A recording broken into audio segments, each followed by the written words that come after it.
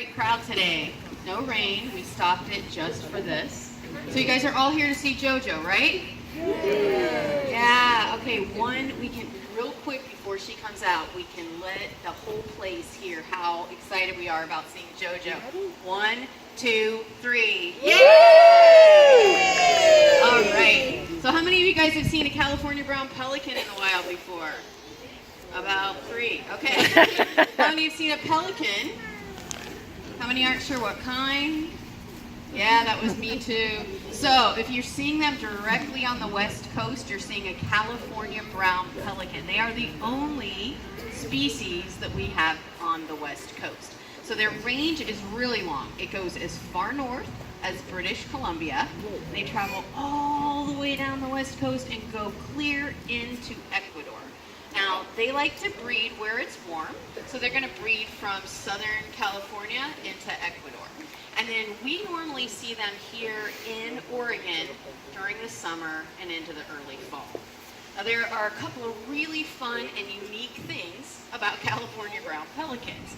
First of all, they're the smallest of all 8 pelican species.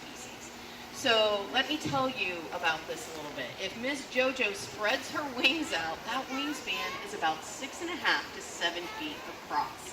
If you measure her from the tip of her tail to the tip of her bill, she's going to measure at about 4 feet long. So does anybody want to take a guess as to what they think she weighs? Shout it out for me if you have a guess. 45 pounds, thank you. Anybody else? 20? 30? Any others? Okay, how many? 12. All right, okay, are you guys ready to hear how much she weighs? Let's do a drum roll. She weighs between 7 pounds and 9 pounds, so ding, ding, ding, you got it. Yeah, so, okay, why are they so light, guys? What do we know about birds? Hollow bones, they have to be able to fly, exactly, and they have light feathers. So there you go. So she's kind of a fooler because she looks really big. Now, the other thing that is unique about California brown pelicans is that they are plunge divers, and they're one of only 2 species that does this. So what they do is they look for schooling fish that are just at the surface of the water, and then they will hunt anywhere from there all the way up until about 65 feet in the air. Now, here's where it gets good. When they're up there and they find those schooling fish, they aim head first right toward the water. Just as they're going in, they're going to swing their wings behind them and plummet in like an arrow. Now, you can tell on that picture, she's got that really long bill. So she's going to open that up, and underneath that lower part of her bill, she has this pouch that can balloon open to take in almost 3 gallons of fish and water. She's going to close that bill to let the water out, and then she usually kind of tilts her head up and swallows that fish whole.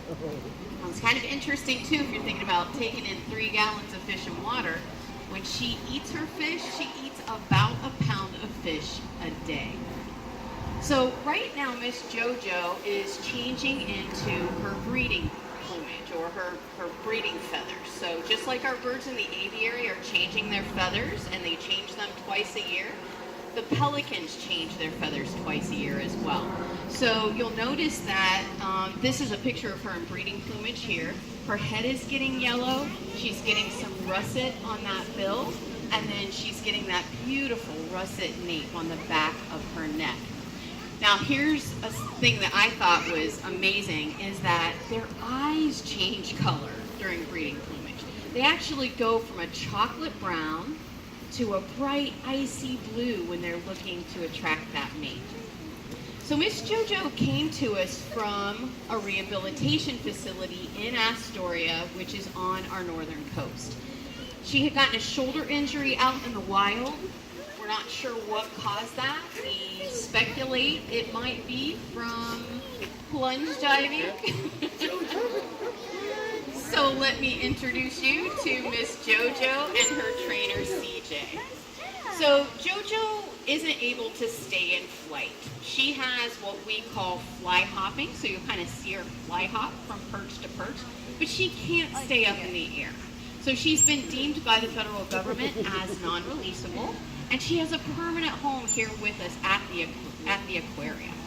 And she gets to serve as an ambassador of her species and teach all of us about California brown pelicans. So CJ's doing a training with her here, and what you'll see is CJ has some tools she uses. She uses that target pole, she uses that whistle, and then she uses that bucket. Does anybody know what's in that bucket? You got it, my friend, fish. And it's restaurant quality fish, guys. Same stuff we eat when we go out to a seafood restaurant. So what CJ's doing is she's going to ask for behavior. At the moment that she gets that behavior, she wants to capture it. So she's going to blow that whistle. And that becomes an identifier to Jojo that she's given her the exact behavior asked for. This is the behavior CJ is looking for, and now I'm going to get a reward, and that's that tasty fish.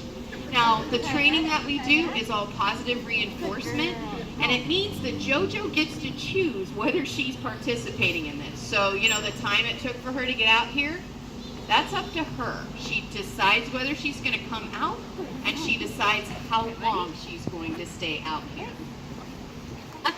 So they're learning some dance moves there. I think they learned this for the holidays, went out on New Year's and did a few dance moves together. So the main reason that we do the training is so that we can give her a preventative checkup. We want to be able to check her body out every day. It's like a little exam that CJ and the other apiculturists are going to do with her. So yeah, they're having a lot of fun with her, but they're actually examining her while they're doing this. They're making sure that the body parts are moving well and everything looks good and is responding well. And then you can see that CJ could also touch her body and do a bit of a physical exam as well. So we do that so that we can make sure we're giving our animals the best health care that we can.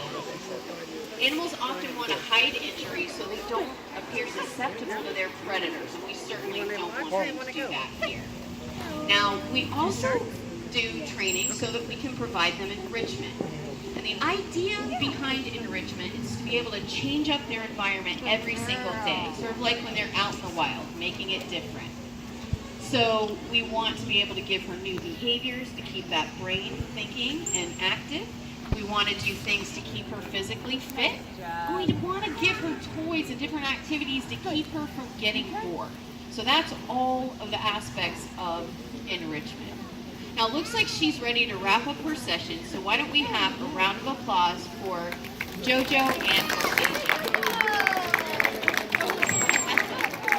Good job, Jojo. Now once she gets safely off stage, if any of you want to come up and tell me something fun you learned about pelicans today, I do have a sticker for you to take home. You guys have a great day. Thank you.